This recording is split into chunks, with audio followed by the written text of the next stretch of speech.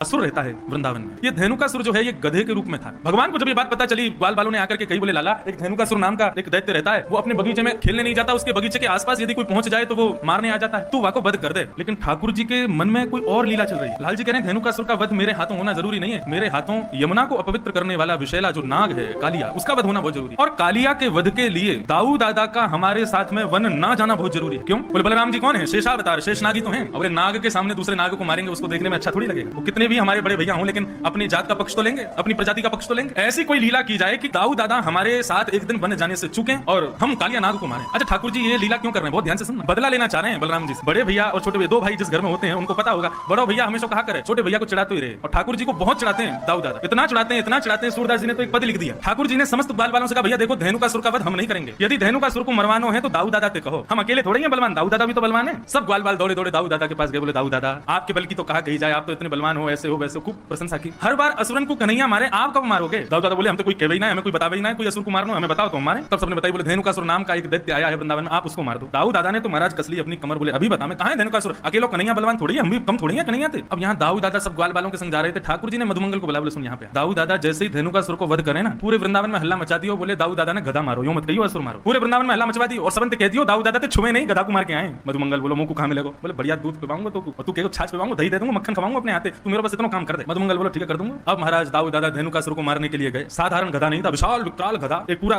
One उसके वश में था, आज भी वो वन है। जैसे ही दाऊ दादा को धेनुकासुर ने देखा, दूर से ही महाराज दुलत्ती उठाता हुआ धेनुकासुर आया। दाऊ दादा ने दांव पेच खेला, उसके भीतर नीचे से जाकर के उसकी दो टांगों को पकड़ के आसमान में 4-5 बार घुमा घुमा के एक वृक्ष के पास जाकर के फेंक दिया। वृक्ष से टकरा करके धेनुकासुर का वध हो गया। अब दाऊ दादा सोच रहे हैं लाला हमारो इतने सारे राक्षसन को मारे, सब लोग या को कंधा पे उठा करके सब नाचे, गांव में धूम मचावे, पूरे ब्रजमंडल में पुष्प वर्षण होवे, गोपी अटारीन ते फूल बरसा में सब स्वागत करें लाला को, आज वैसे ही स्वागत मेरो होवेगो। श्रीदामा आदि सब सखाओं से ठाकुर जी ने कही तुम लोग खूब जय जयकार करते हैं इनकी, और मधुमंगल से कही तू पहले भाज के सबन को बता दियो गधा कुमार क्या है। अब तो श्रीदामा तन सुखा मन सुखा धन सुखा सबरे ठाकुर जी के सखा दाऊ दादा की खूब प्रशंसा कर रहे हैं। जय हो दाऊ दादा की जय हो, बलभद्र भैया की जय हो, शंकरशन भैया की जय हो, खूब प्रशंसा कर रहे हैं। दाऊ दादा कह रहे हैं अब वृंदावन आवे वारो है, समस्त गोपियां छत पे खड़े होकर पुष्प बरसाएंगी, यशोदा मैया मेरी आरती उतारेगी, रोहिणी मुंह को हृदय से लगावेगी, कन्हैया मुंह को दंडवत प्रणाम करेगा, आज मैंने भी राक्षस मारो। लेकिन यहाँ जैसे ही दाऊ दादा वृंदावन में पहुंचे, गोपियां सामने से निकले और मुंह पे हाथ धर के खूब जोर से हंसे। ग्वाल बाल बगल से निकले तो हंसी मजाक करते हुए निकले, अरे दाऊ दादा तुमने तो नाक कटा दी आज हमारी। अटारीन पे गोपियां सब खड़ी हैं लेकिन मुंह को ढक करके खड़ी और जोर जोर से हास परिहास कर रही हैं। दाऊ दादा जिस गली से निकले वहां यदि समूह होता सब अरे भागो भागो भागो, यदि छुइयो मत गधा को मार के आया है। दाऊ दादा के नेत्र लाल पड़ गए, आंसू निकलने लगे, रोते हुए पहुंच गए यशोदा मैया, सब समझ गए किसने किया ये काम। रोते रोते गए यशोदा मैया से जाके बोले आज लाला ने मेरी ऐसा अपमान करवाया पूरे वृंदावन में, मैया मैंने राक्षस मारो, मैंने दैत्य मारो, भले ही वो गधा के रूप में हो लेकिन राक्षस हटाओ। और कन्हैया ने पूरे वृंदावन में झूठी खबर फैला दी कि मैंने गधा मारो। दोनों भैया में हाथापाई रहने लगी, दोनों लड़ने लगे। यशोदा मैया आई, दोनों के बीच बचाव किया, दूर दूर किए, बोले कहा करना चाहो आज बता दो। दाऊ दादा बोले मैं बड़ा हूं, मैं पहले बोलूंगा। बोले आज के बाद कन्हैया के संग में खेलवे नहीं जाऊंगा वन में। ठाकुर जी तुरंत चरणों में गिर गए, अरे दाऊ दादा ऐसे मत करो, आपके बिना तो मैं कैसे खेलूंगा, आपके बिना कैसे जाऊंगा, आपके बिना मेरा मन कैसे लगेगा, मेरा ख्याल कौन रखेगा, मुकुमा वन में भोजन कौन करावेगा। दाऊ दादा बोले अब तो पता चलेगी, अब अकेले हो जा, मैं ना जाऊंगा तेरे संग, मैं अपनी दूसरी मित्र मंडली बनाऊंगा, बाकी संग रहूंगा, तू अपनी मित्र मंडली के संग जा। ठाकुर जी झूठे आंसू बहाने लगे। दाऊ दादा कह रहे हैं 2-4 दिन थोड़ा सा रूठेगा फिर मना लूंगा। ठाकुर जी लेकिन अंदर ही अंदर प्रसन्न हो रहे हैं, वाह भाई बहुत बढ़िया, अब कम से कम ये दूर तो रहेंगे, एक आध दिन में हम काम कर देंगे, कालिया नाग का वध करना है इनके बिना कर। ठाकुर जी बहुत चिंतित हैं कालिया नाग को लेकर। भगवान को 2-4 बार खबर मिली कि कुछ गाय यमुना का जल पीने के लिए जाती हैं और वहां यमुना जल पीते ही मूर्छित हो जाती हैं। आज प्रातः काल का सूर्य उदय हुआ, अपनी समस्त ग्रहचर्याओं को निवृत्त होकर के ठाकुर जी अपने समस्त ग्वाल मंडली के साथ में कंडुक क्रीड़ा करने के लिए यमुना पुलिन पर जाने लगे। आज ठाकुर जी उस दिशा में जा रहे हैं जहां आज तक कभी नहीं गए। मधुमंगल श्रीदामा आदि सब ठाकुर जी को रोक रहे हैं। बलराम जी होते हैं तो बलराम जी जो कहते हैं ठाकुर जी को करना पड़ता है, लेकिन आज रोकने वाला कोई नहीं। श्रीदामा कहते हैं लाला आज हम दूसरी तरफ क्यों जा रहे हैं? बोले आज हम यहीं खेलेंगे, वहां खेलते खेलते हार गए। सब ग्वाल बाल कहते हुए जा रहे हैं लाला यहाँ मत जा, हमने सुनिए यहाँ पे कोई कालिया नाग रहे और वाक्य कारण गैया और कोई भी ग्वाल बाल यदि वहां विचरण करे तो मूर्छित हो जाए। हमने तो सुनिए ऊपर से कोई पक्षी भी उड़ के चलो जाए तो वाको भी मरना हो जाए, इतना विष निकला है यमुना जी में। अरे ठाकुर जी बोले सब बनी वही बात है, कोई यमुना में कूद के स्नान ना करे, हमारे सबने भ्रम फैला रखो, ऐसा कुछ ना है, चलो मेरे साथ। जैसे ही पहुंचे बंजर भूमि, दूर दूर तक केवल काली रेत दिखाई दे रही है। सब ब्रजवासी बालक घबरा रहे हैं, लेकिन ठाकुर जी के हृदय में जो भाव है वो ठाकुर जी को पता है। कंडुक क्रीड़ा करते करते इस प्रकार से क्रीडन किया कि मधुमंगल श्रीदामा की जो गेंद थी ठाकुर जी ने उसको यमुना जी में फेंक दी। जैसे ही यमुना जी में जाकर के गेंद गिरी है, ठाकुर जी ने अपनी माया से ही श्रीदामा के हृदय में प्रवेश किया और श्रीदामा के माध्यम से जिद करवाने लगे कि मुझको तो वही गेंद चाहिए।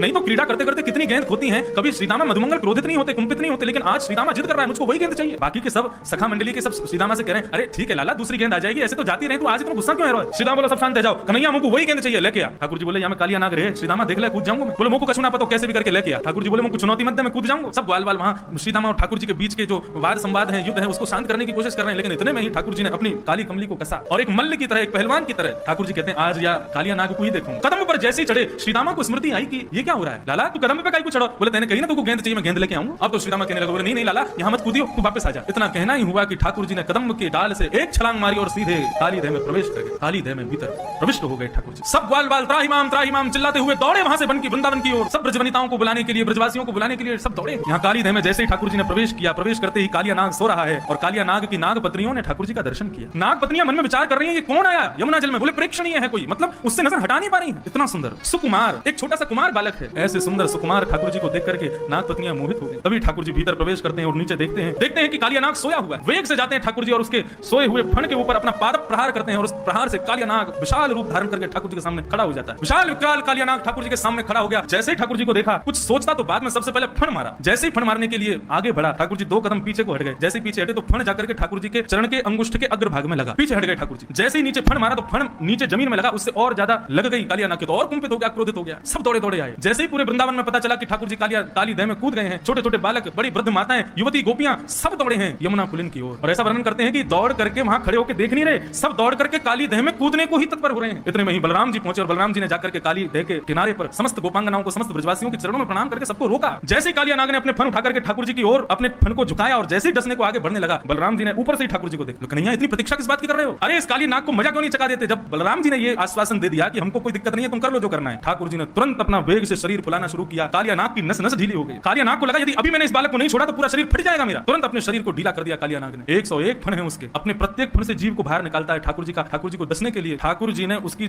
जितनी जीव बाहर आ रही थी समस्त जिह्वाओं को एक साथ पकड़ा और पकड़ करके जिस प्रकार रथ हाँकता है कोई घोड़ों के पीछे खड़ा होकर, ठाकुर जी ऐसे ही समस्त जीवों को पकड़ करके कालिया नाग के मस्तिष्क पर चढ़ खींच लिया जोर से। जैसे ही ठाकुर जी ने जीव को खींचा, कालिया नाग अपनी अन्य मुखों से जीव निकाल करके ठाकुर जी को डसने लगा। ठाकुर जी बोले ऐसे नहीं मानेगा, या को मजा चकाना ही पड़ेगा। जिस जिस मुख से अपना फण बाहर निकालता है उस फण पर ठाकुर जी अपनी एड़ी दबाते हैं, चरण नहीं रखते हैं, अपने चरण के पिछले भाग से उसके मस्तिष्क को रोंदते हैं। अब 101 फण वाला कालिया नाग कभी पहली जीव को निकाले, कभी 10वीं जीव को निकाले, कभी 80वीं जीव को निकाले। जिस जिस जीव को कालिया नाग निकाले ठाकुर जी उतनी द्रुत गति से उसके मस्तिष्क पर प्रहार करते हैं। आकाश मार्ग से समस्त देवता पुष्प वर्षण कर रहे हैं। तभी क्या देखती हैं नाग पत्नियां? कालिया नाग के मुख से, नाक से, कान से, हर स्थान से जितने छिद्र हैं उसके मुख में सब जगह से रक्त की धार बह रही। नाग पत्नियों ने सोचा कि यदि अब ठाकुर जी से प्रार्थना नहीं की तो हमारे पतिदेव मारे जाएंगे।